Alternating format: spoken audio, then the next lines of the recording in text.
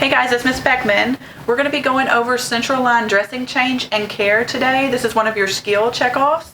So first thing we're going to do is verify that we have an order to change our central line dressing, and then we're going to provide privacy for our patient by pulling the curtain, and then we're going to verify our patient is the correct patient and that they understand what the procedure is that we're going to perform.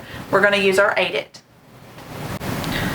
Before entering the patient's room, we want to make sure that we've gathered all of our supplies that are going to be necessary. We want to make sure that we're able to wash our hands, that we have one pair of clean gloves for the dressing removal, that we've obtained a Biopatch, the same number of caps that we have for lumens. So if you have a double lumen catheter, you'll need 2 caps. If you have a triple lumen, which is what we have here, then you'll need 3 caps. And then the same number of saline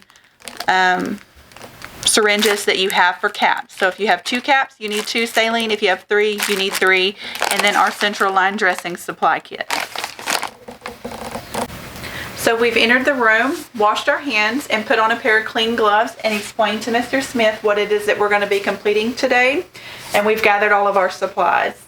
Then we're going to have Mr. Smith turn his face away from the site and expose the site.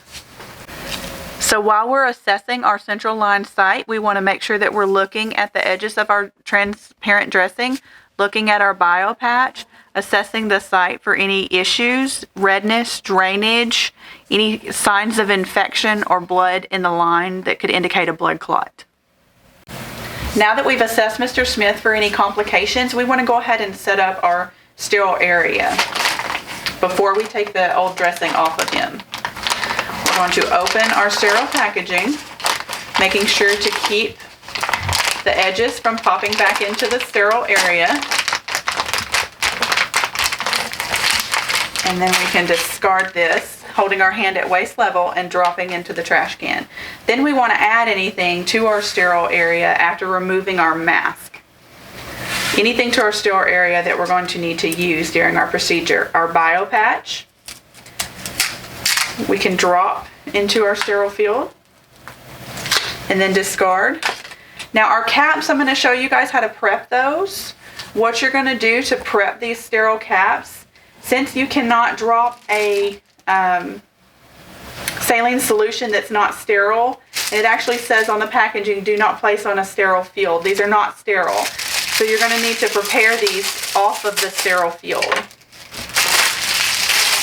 So you're going to take each one of these and pop them out of their plastic.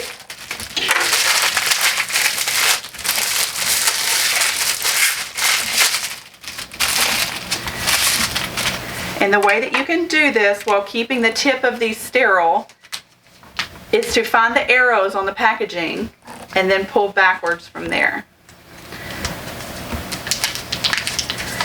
while gripping the bottom of this so that it doesn't become contaminated. And then discard this. Then you're going to take your saline solution and attach it to the sterile end of this without contaminating either of those, and then go ahead and flush that saline through the line till you get a couple drops. Then you can leave this sitting on that package just like that with the flush already attached. And we're going to do that for as many lumens as we have on the line. So on Mr. Smith here, we have a triple lumen. Attach and flush.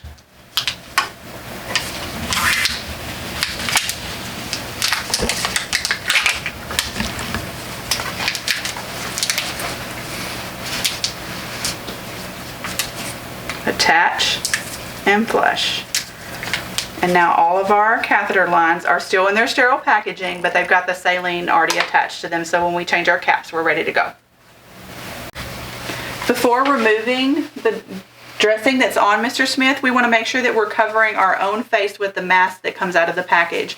You can actually put a mask on the patient as well, or have them turn their face away from you. For video purposes, I'm not going to wear the mask, but in real life, we would have the mask on our face when we do any kind of central line dressing care. We're then going to reach into our sterile field and remove our sterile gloves, and then put them in a space that we can place them on while keeping an eye on our sterile field. So we've ensured that we're wearing a mask, and we've ensured that Mr. Smith has his face turned away from it. And if he's not able to do that, that we've put a mask on him as well to avoid contaminating this field once I remove this old dressing. So to remove the old dressing, if you're able to, you can just peel it back off of the patient. If you're having some resistance and you're having a lot of difficulty, you can use an alcohol swab to loosen this as you peel. These are normally pretty easy to get off of our mannequins. And you can kind of roll that to keep the stickiness from sticking to your gloves. And again, we're using clean gloves to do the removal, not sterile.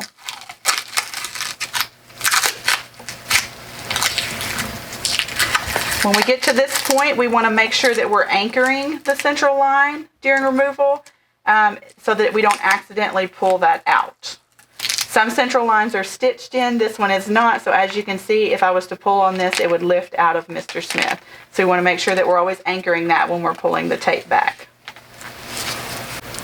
After removal of the old dressing, if, for instance, you accidentally pulled the catheter out a little bit further than it's supposed to be, you never want to take that catheter and push it back into place.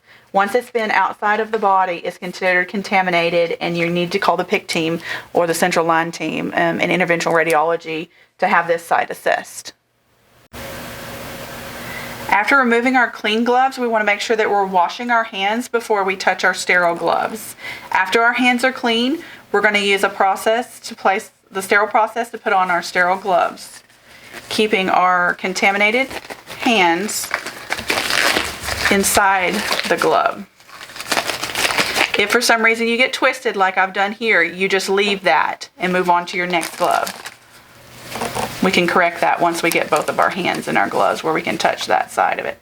Take this, keeping our sterile to our sterile and our dirty to our dirty. The inside of the gloves are considered unsterile. Now we can maneuver and fix our fingers if we have a little mess up like I did here, and then pull our extensions down.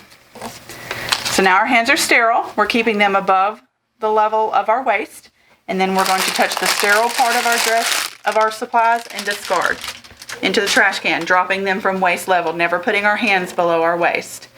Now, at this point I would have a mask on. I've got my hand sterile. I'm going to reach into my sterile field and keep everything in my sterile area, only touching with my sterile gloves. So I have a little roll of tape in here, the Biopatch that I dropped, a chlorhexidine wipe or a ChlorPrep, which I'm going to go ahead and pop so that the cleaner gets down onto the swab. And then I have a drape that we're going to place on the patient. So unfolding the drape, we're going to make sure that we don't touch the patient while placing the drape, and tucking our sterile gloves into the drape, keeping sterile to sterile. And then we're going to place it under the central line. If you're having trouble with this, you can actually use a little piece of gauze to lift these lines and place them on top of your dressing. And we're just going to leave that just like that. So our next step is going to be to take our ChlorPrep, which we already popped, and clean the site. It's very difficult on a mannequin to show you how this works, but previously when we did central line dressing changes in some of your previous practice, you would have seen us start in the middle and make a big circular pattern all the way out, never coming back to that middle area. What they're doing now and what they're teaching with the ChlorPrep is that you can actually scrub this as many times as you want on top of this site in any direction that you need to, and you can come back to that central area. You want to make sure that you're scrubbing this entire area for about 30 seconds. So a 30-second scrub. While we're doing our scrub, we want to make sure that we remember to clean all of our plastic. If you need to, you can get this hand where it's not sterile and hold this, or you can actually use your tongs or a piece of gauze to hold this into place so that you don't accidentally pull this out. But you want to make sure that you're cleaning all of the lines here. In some central line kits, there are different gear, so you'll have to learn your hospital's type of kit that they use, but always make sure that you're cleaning the plastic But also remember that in some kits they have sterile alcohol swabs. So if you have blood encrusted all around the line or down the catheters, you want to make sure you take that alcohol and clean that dried blood off. We don't want any dried blood or any kind of stickiness left underneath our dressing. So making sure that we're cleaning all of the plastic as well. So I'm going to consider this my contaminated hand, and I'm going to use it to anchor this so that I can clean all of these. So we're cleaning all the way down the line. We're cleaning our little clamps. Anything that we're seeing, we're cleaning. Okay, so now we're going to need to let that dry. It has to be completely dry before we put any kind of adhesive or anything on the site. So we don't want to blow on it. We don't want to fan, nothing like that to increase the dry time. The dry time has to dry completely because that is the time that the actual microbials are being killed by the chlorhexidine. So now we've waited our 1 to 2 minutes for our site to dry. And remember that I've contaminated this hand, and this is still my sterile hand. I'm going to reach into my sterile field and remove my Biopatch. Now, the Biopatch has 2 different sides. One is blue, and it says B-Patch Up, and the other side is solid white. The side that says B-Patch Up goes up. We're going to take our Biopatch and set it right on top of that line while keeping the open piece of this the same direction that the line is flowing. So when you place a Biopatch, you don't want to wrap it around the line and spin it where the line is inside of there, because when you try to remove this dressing, you will not be able to get this off. So always make sure that the line is going the same direction as the slit in the Biopatch. The next step in the process is for you to remove your Tegaderm or your outer transparent dressing. Pull the backing off of it, and then place it lightly on top of the Biopatch and the line. You don't want to pull the edges real taut. You just want to put it on there lightly and then press it down closest to your line first. And then you can spread to your outer edges. You don't ever want to pull it taut and then place it, because it can actually cause traction on the patient's skin, which can cause skin breakdown underneath your central line dressing. Then we're going to want to peel our paper off of here. And these are kind of old, so we may have a little bit of difficulty.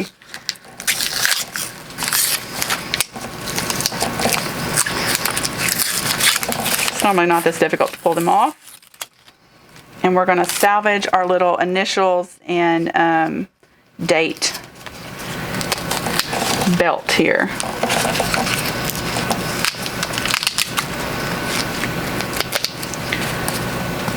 Okay, so this paper is not coming off real well, but we want to make sure all of our edges are closed. Okay, then we're going to take this. If we have 3 lines, we're going to lift 2 of them and anchor 1 to the patient's chest. And then write our date and initials on here. Okay. So now that we've changed our dressing completely, it's time for us to change our caps. So we've already prepared our syringes with our caps flushed on the tips of them. The only thing that we need to add to this is going to be our sterile alcohol pads. We want to make sure that we have plenty of those available to change these caps. So we're actually going to take and make sure that our line is clamped that we're working with. Actually want to clamp it a little further away from this so you can get a hold of here. And we want to make sure that we're opening our sterile swabs and having them prepared here. So we're going to remove our old cap and discard. And then we're going to take that sterile alcohol swab and scrub the tip and inside that lure lock very well for 15 seconds. 15-second scrub on this tip.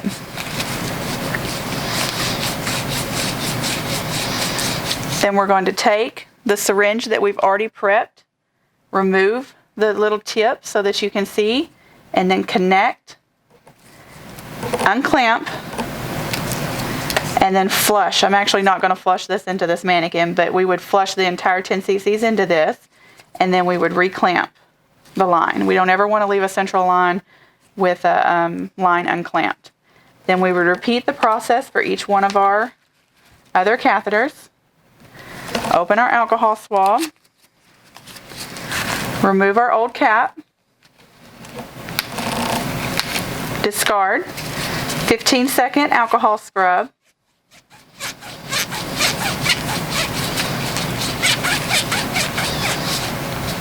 and we're going to count to our whole 15. Take our new syringe, unscrew the tip, connect, make sure it's tight, unclamp, flush, and then we're going to repeat that process for our final cap. Make sure it's clamped, unscrew and discard, 15-second scrub all the way around, and then get our syringe, remove our tip, screw it on, unclamp, flush, reclamp. And then we're going to date those. We want to make sure that our initials and date are on the dressing, but also that your date is on for your caps. Your central line dressing is a 7-day span. Your caps are a 3-day span. So a lot of hospital policies you'll have to follow. The dressings are normally changed on Monday or once every 7 days, but your caps will need to be changed once every 3 days or every time you change your infusion tubing. So if you have an infusion running, you know you're supposed to change it every 72 hours, your caps get changed at that same time. Once we've completed our central line dressing change and our cap change, we want to make sure that we're covering our patient back up, that we're getting them back in a comfortable position, and that we're thanking them for allowing us to do this procedure, and also cleaning up any of our mess that we've created while we've been here. This concludes our central line dressing change skill check off.